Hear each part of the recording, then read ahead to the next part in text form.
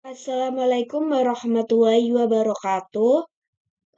Perkenalkan, nama saya Nisa Ahmianti dengan NIM 23060511014. Pada kesempatan ini, saya akan mempresentasikan simulasi strategi manajemen proyek pada lingkup ketidakpastian tinggi dengan studi kasus hipotetik berupa pengembangan platform edukasi adaptif berbasis AI untuk sekolah menengah.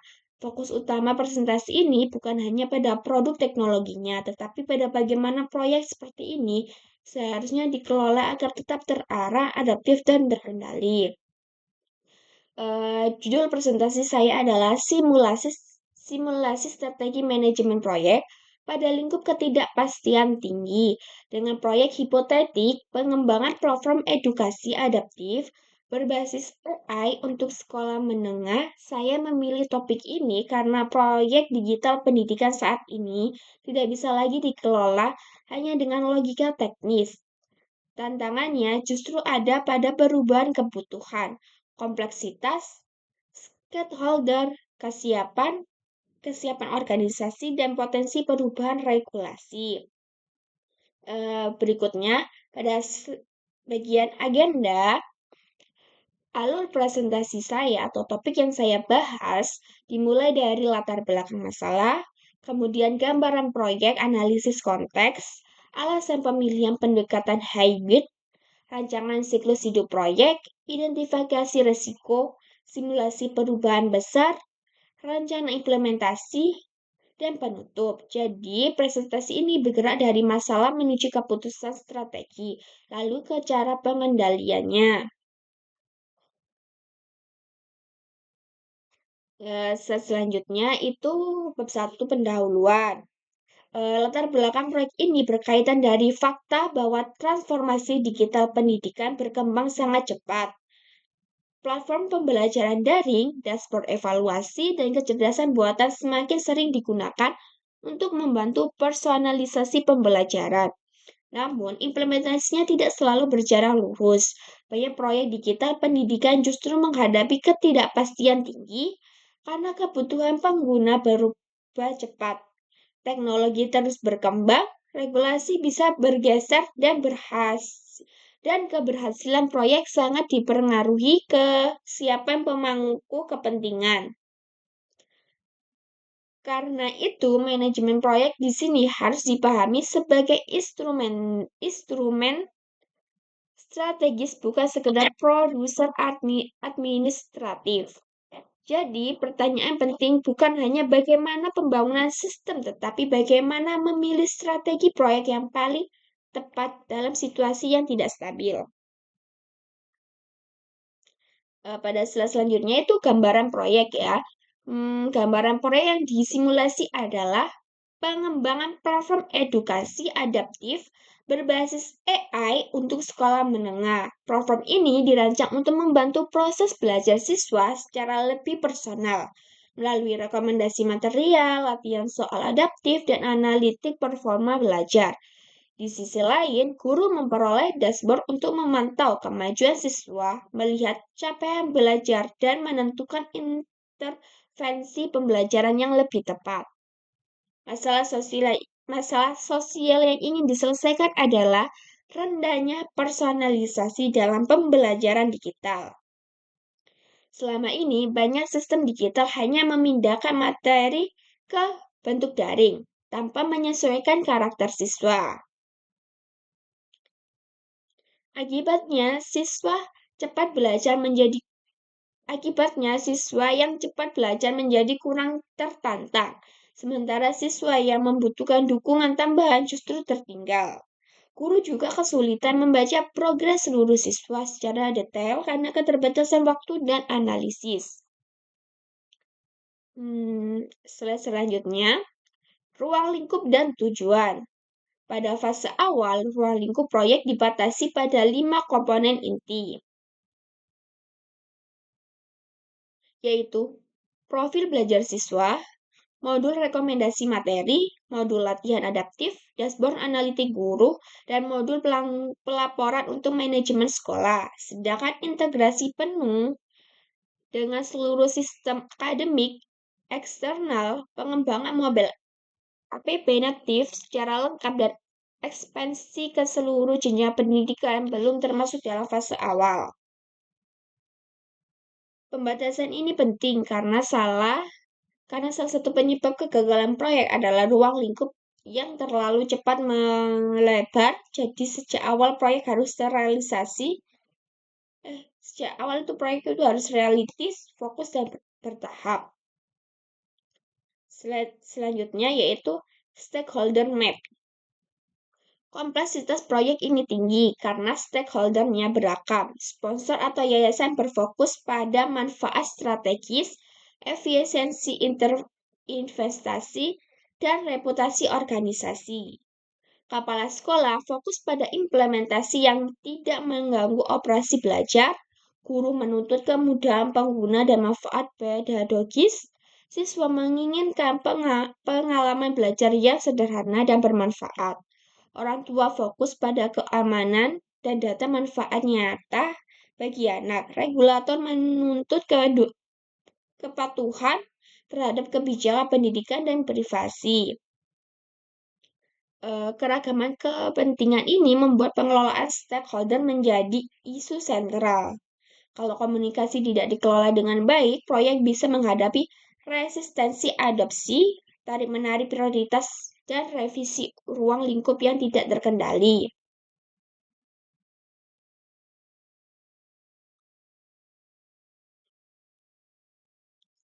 Pada slide selanjutnya, kebutuhan pengguna dan tingkat ketidakpastian. Kebutuhan pengguna dalam proyek ini terdiri dari kebutuhan fungsional dan non-fungsional. Dari sisi fungsional, siswa membutuhkan materi yang sesuai dengan tingkat kemampuan, latihan adaptif, dan umpan balik cepat. Guru membutuhkan informasi diagnostik belajar, ringkasan capaian, siswa dan rekomendasi tindak lanjut. Sekolah membutuhkan laporan agregat untuk pengembalian keputusan akademik. Dari sisi non-fungsional, semua pihak menuntut sistem yang aman, mudah digunakan, responsif, dan dapat diakses di berbagai perangkat. Masalahnya, kebutuhan seperti ini tidak sepenuhnya stabil. Banyak kebutuhan baru justru terlihat setelah pengguna mencoba purwarupa.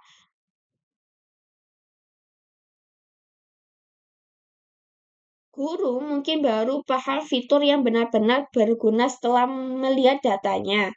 Siswa juga bisa memberi respon yang berbeda dari asumsi tim teknis. Selain itu, penggunaan AI dalam pendidikan bisa ditolak jika dianggap tidak transparan atau terlalu rumit. Karena itu, proyek ini tidak bisa dijalankan hanya dengan asumsi kebutuhan awal. Proyek ini harus menyediakan validasi berulang.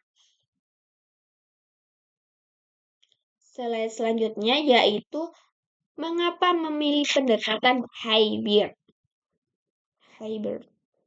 Nah, ini bagian inti presentasi saya. Secara teoritis ada 4 pendekatan. 1, 2, 3, 4.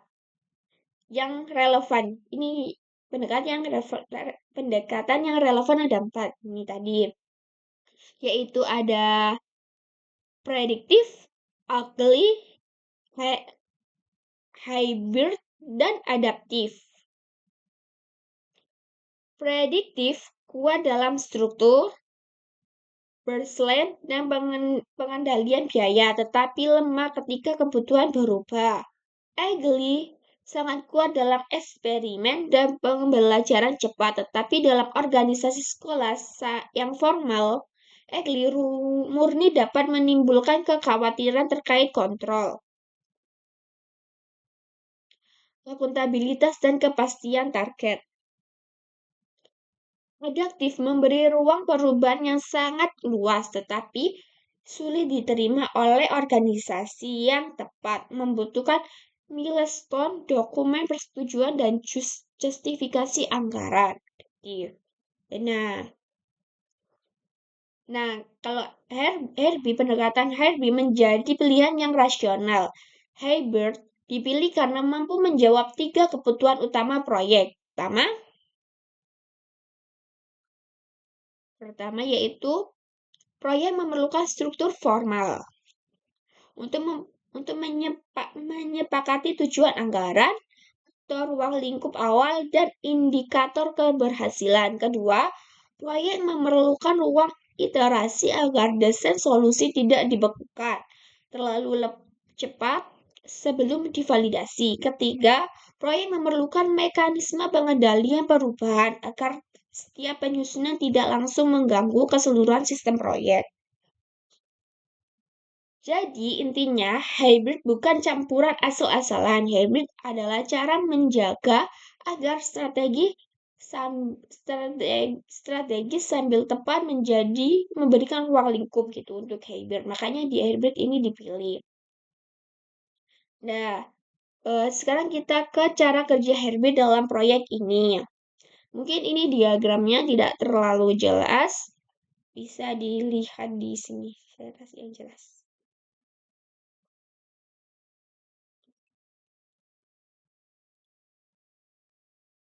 Nah, ini yang jelas. Nah, dalam implementasinya, unsur prediktif digunakan pada fase inisiasi, perumusan business case, penetapan milestone, persetujuan arsitektur utama, dan evaluasi go atau no-go. Sementara itu, unsur agli digunakan pada pengembangan backlog fitur, sprint review, pengujian bersama pengguna, dan penyesuaian prioritas berdasarkan umpan balik. Artinya, organisasi tetap mendapatkan kepastian arah, tetapi tim pengembangan tidak dikunci terlalu cepat. Ini penting karena proyek seperti ini bukan proyek yang sepenuhnya pasti. Nah, sekarang kita pindah ke PPT lagi. Ke slide selanjutnya, yaitu bagian siklus hidup proyek. Indikator keberhasilan ya. Rancangan siklus hidup proyek dimulai dari inisiasi, discovery, dan analisis. Desain solusi pengembangan iterasi, pilot, dan implementasi, lalu penutupan. Setiap tahap memiliki aktivitas utama, keputusan kunci, dan keluaran yang spesifik. Pada tahap inisiasi, disusun project structure dan dasar tata kelola. Pada tahap discovery, tim memahami kebutuhan pengguna dan konteks operasional. Pada tahap desain solusi, disusun arsitektur pengalaman pengguna, backlog prioritas, dan MVP. Tahap pengembangan dilakukan secara sprint agar fitur bernilai tinggi dan beresiko tinggi bisa dipelajari lebih cepat. Setelah itu dilakukan pilot terbatas, implementasi bertahap, dan penutupan proyek. Yang perlu Anda tekankan saat ini itu mengenai tahapan-tahapan ini. Nah, masuk ke risiko utama.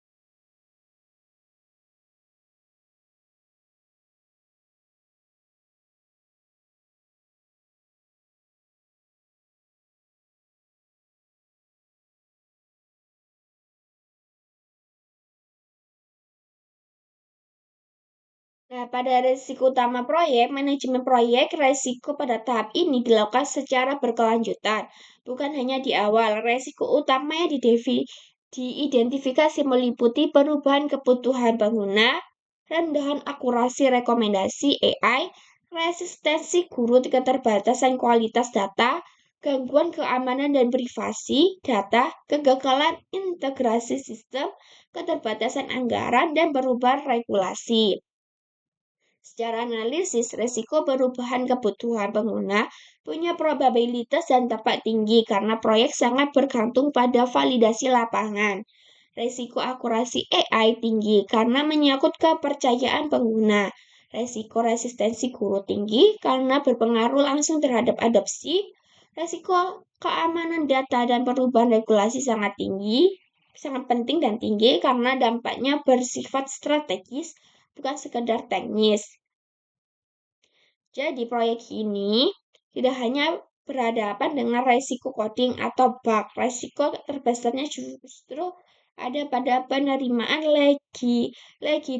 legitimasi dan tata kelola. Selanjutnya, yaitu simulasi perubahan besar.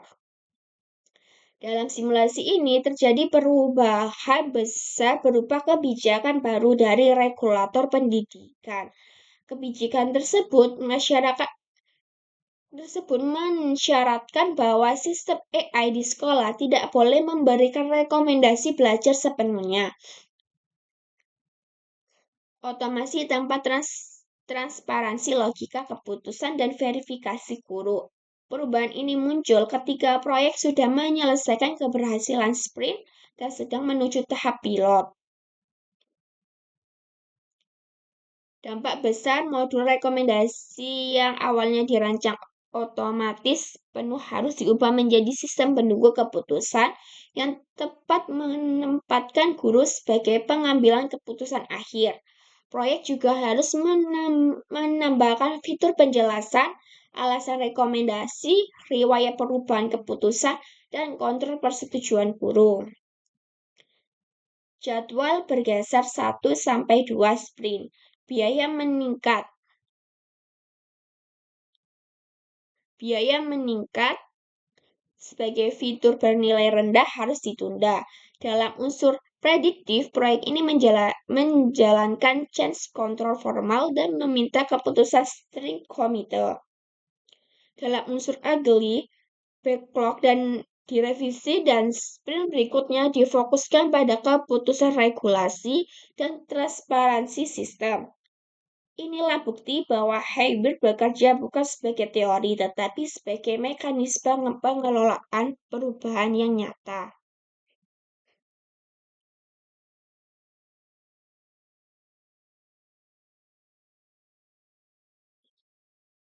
Sekarang ke implementasi operasional dan tata kelola.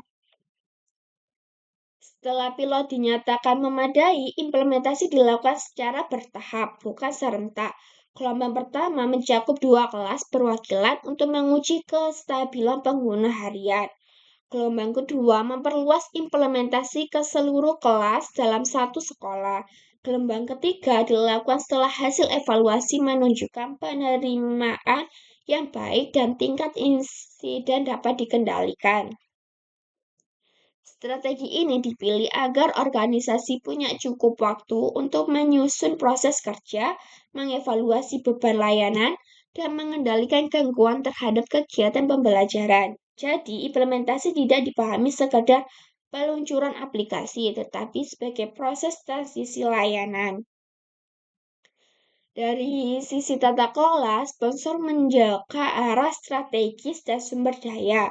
Project Manager mengintegrasikan aktivitas lintas tim.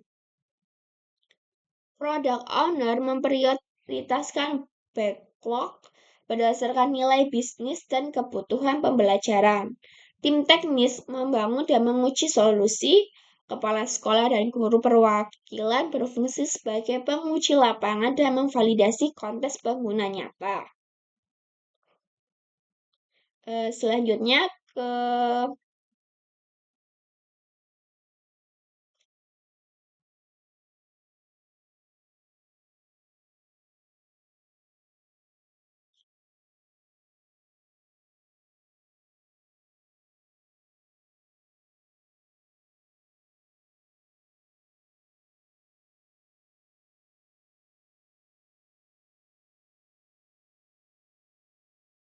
ini adalah governance operasional. Jadi di sini tuh RACI tingkat tinggi ringkas itu ada sponsor, project manager, product owner, tim teknis dan sekolah atau guru gitu. Nah, selanjutnya itu kita ke Kinerja, manfaat, dan penutup. KPI, manfaat, dan penutup ya. Kinerja proyek. Pengendalian kinerja proyek tidak berhenti pada penyelesaian deliverable. Organisasi juga harus memastikan proyek menghasilkan manfaat nyata setelah digunakan. Karena itu indikator kinerja dibedakan menjadi 3 lapis, yaitu indikator pelaksana, proyek, indikator adopsi, operasional, dan indikator manfaat pendidikan.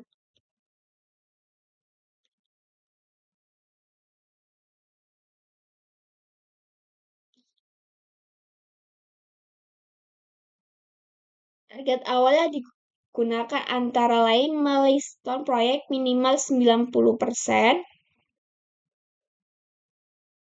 lalu insiden mayor maksimal 1 per gelombang, adopsi guru minimal 80%, adopsi siswa minimal 75%, dan peningkatan konsistensi dalam pengguna data untuk intervensi belajar.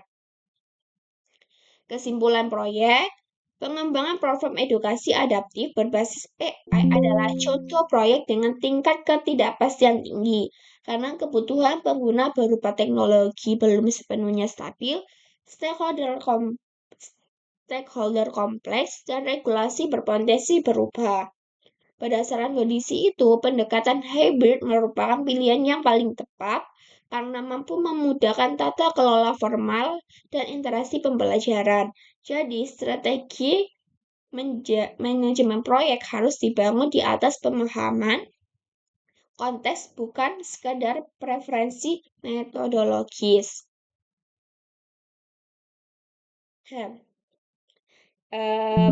Mungkin dengan demikian, hal terpenting dari proyek ini bukan hanya apakah platform berhasil dibuat, tetapi apakah proyek dikelola dengan strategis yang tepat sehingga tetap adaptif tanpa kehilangan kendali. Terima kasih. Wassalamualaikum warahmatullahi wabarakatuh. Dan bila ada salah kata, mohon maaf.